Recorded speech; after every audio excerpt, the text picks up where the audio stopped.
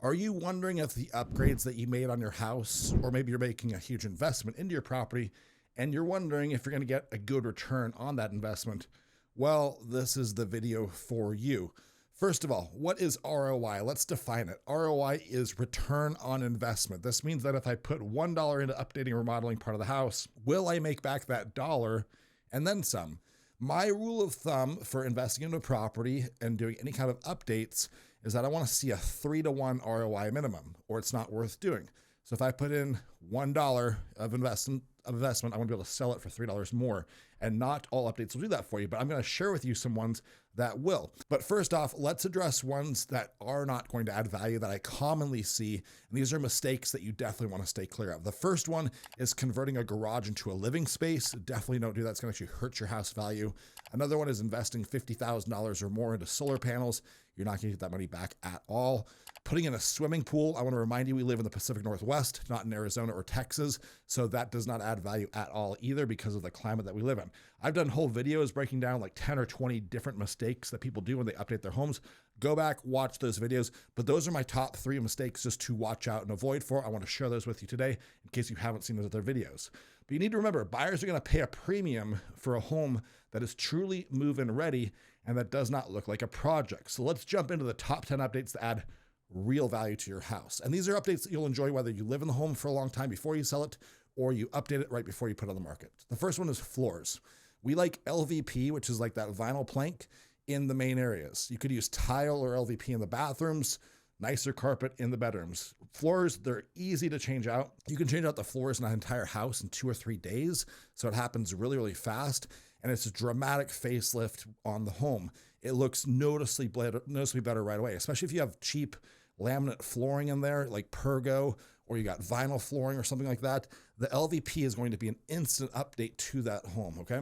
Number 2, the paint. The paint always has a positive ROI and usually a very good one as well. And I'm talking both the inside and the out. It's always going to have a great return. On the inside, we like white on the wall, so it's kind of like a blank canvas.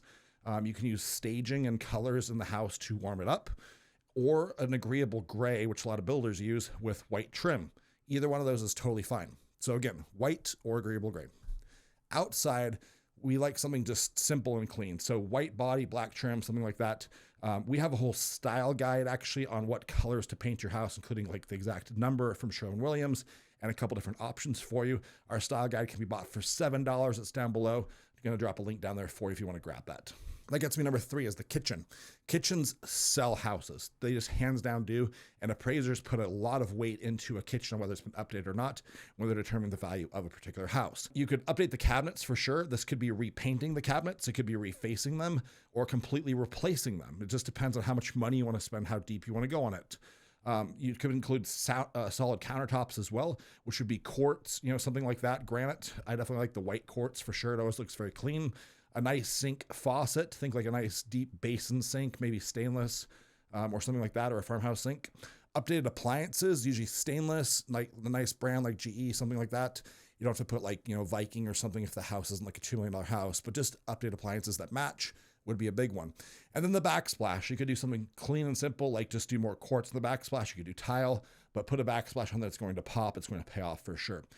Ultimately, if you can open up the kitchen with a big island, people are going to love that. Like everyone always tells me how much they love having a big island. It's where people tend to spend most of their time at in the house is in the kitchen hanging out.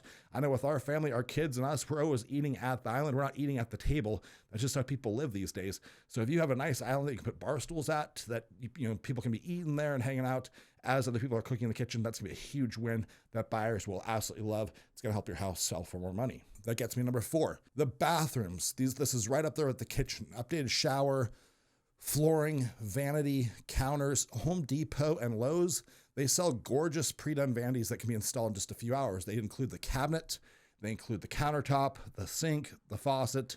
It's like just screw it in place, hook up the plumbing, and you're done. It's very simple and it looks great, and they're like $400 to $600. So it's a fast update. You do that and you do the floors in there, that could be enough right there. Before you start ripping out the shower, really make sure that's going to make financial sense. That's a much larger investment. Oftentimes you don't have to do that to actually get the home sold for a decent amount of money. But if the shower is very dated, if it's got damage to it, or maybe it's just below the quality standard of the houses in that price range, you may want to look at pulling that out, maybe replacing fiberglass with tile, something like that. That gets me number 5. This is an easy one, is the light fixtures. Dated fixtures date the entire house, even if everything else is updated, okay? So this is a very high ROI return for you and doesn't have to cost a fortune.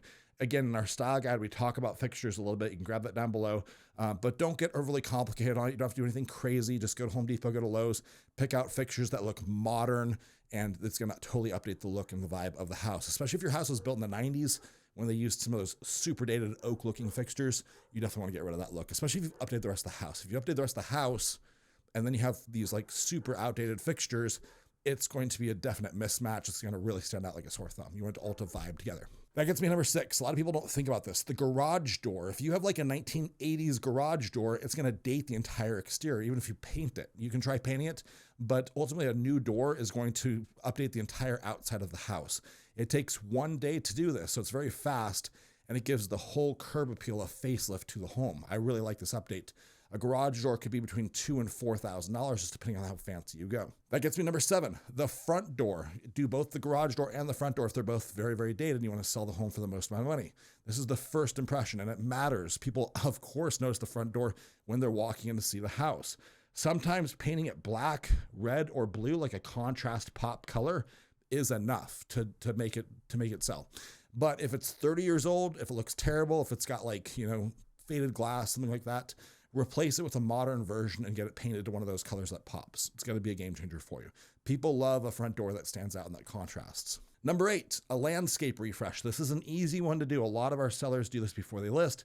It's a very smart thing to do even while you're living in the house, but buyers love a backyard that facilitates entertainment. In the Northwest here, we don't get a lot of sunny days to go barbecue. So when we get them, most people won't have an awesome space to enjoy it. So make sure you've got something like that in your outside area, hopefully a covered area of some sort to barbecue, because of course it does rain here a lot, and that allows them to still use that space regardless of what the weather is doing. This could be rebarking as well, seeding or resodding the grass. I like sod because it gets put in place in one day and it looks good immediately. Like instead of having to wait to have something grow like seed, it's just going to be there instantly, which is huge when you're trying to sell. You want to update the plants and the trees as well. Don't go crazy on that, but just do enough to give it some color, okay? That gets me to number 9, aged systems. You definitely have to look at this because people are going to look under the hood of your car, of your house, just like they would of a car. If you've got an original like 1980s roof, a 1980s furnace, 1980s hot water heater, gosh, I hope you don't have that. That's a huge red flag. Buyers instantly think money pit. So get these inspected and evaluated, update them if it makes sense.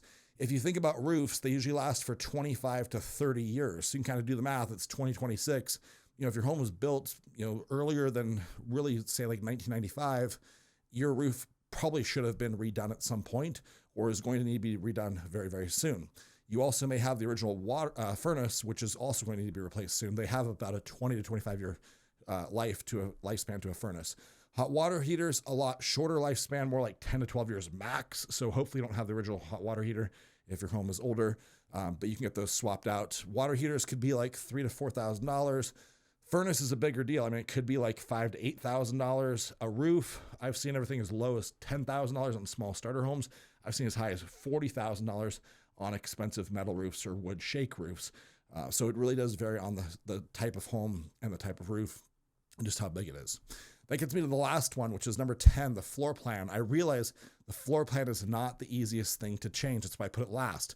But buyers want things that are wide open, that are not closed off. So if you're already updating the floors, this could be the time to update whether or not you could move some walls around, because you don't want to like patch in the flooring later. You want it to all be congruent. So when you're pulling out the floors, look at the walls and just ask yourself, are any of these bearing or non-bearing walls? If you don't know, then of course have an inspector or an engineer come take a look at it. Don't just start randomly knocking out walls. It could be an absolute disaster if you do that. But if you can open up that kitchen, open up the space a little bit, could be a game changer in how much a buyer thinks your home is worth and how much they're willing to pay for it. People want an open floor plan. They don't want things that are closed off or compartmentalized, okay? So remember that not every dollar invested into a home is created equal. There's some very tactical updates you can do to a house. And on the flip side of that, there's things that are just a complete waste of money that you're never going to get back that nobody cares about. So these are the updates that are going to make you the most amount of money when you sell. but they're also going to bring you enjoyment when you stay in the home as well. Always pull your realtor into the conversation before making a big update, especially if you're thinking about selling sometime in the future. We'll tell you if it adds value in your specific market and your price point. The price point and the market are very important as you're considering what to do or what not to do. It varies by location massively and by what the market expectations are for the different price point that you maybe have your house at. If you are thinking about buying or selling, reach out to us. We've got a link down below. You can fill out the form and we will reach out to you if we think that we could be a good fit to help you. We help buyers and sellers every day right here in Snohomish County. We have helped over 1,600 families make a move in the last 9 years. And if we're a good fit to work with you, we will absolutely reach out. Fill out the form and we'll be in touch. We'll see you next week for the video.